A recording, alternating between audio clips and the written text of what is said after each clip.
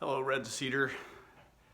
This Sunday, as we gather together again, whether you're at home or here on site, we're going to attempt to have communion together.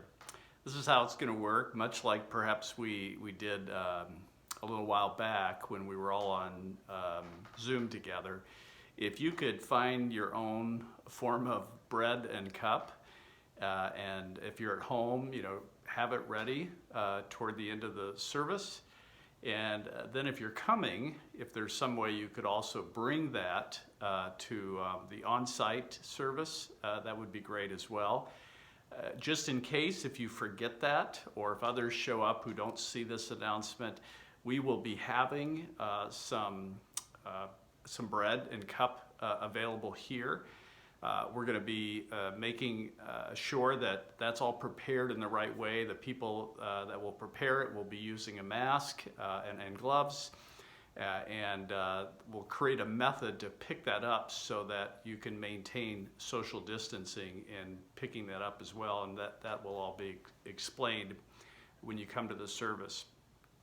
I thought it was interesting that in 1 Corinthians 11, which speaks about the Lord's Supper, where we hear that phrase, as often as we eat this bread and drink this cup, we proclaim the Lord's death until he comes in glory.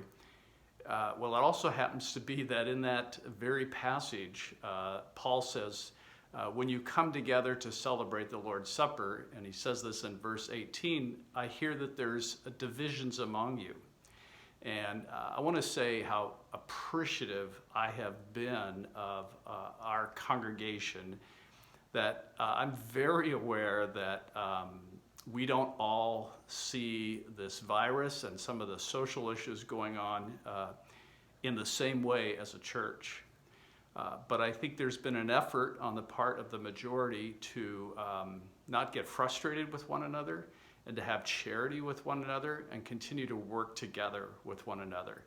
And that, of course, will be increasingly important as we come into the fall, when we're aware that we're not always going to be able to do an outdoor service, and some changes will have to happen even as we get ready for the fall, and we'll begin talking about that. So again, I'm just so appreciative of that, but at the same time, I appeal to all of us that we should pray for the church. I'm aware not only of churches locally, but even churches throughout this country and even in other countries where the way in which believers are processing the news and the understanding of this virus and other things is creating division in the church in a time when the Lord's Supper is a reminder that we are all beloved of God, and really need to be the epitome of expressing enormous amounts of grace toward one another and enormous amounts of humility in our own opinions. So just an encouragement from 1 Corinthians 11, verse 18. And I hope you're also continue to enjoy our focus on simplicity in the messages. I welcome your feedback on this as we try to think about what does it mean to reduce things in our life that get us off target. And as we begin to talk about replacing them with certain things, my hope is that these sermon series are starting a conversation.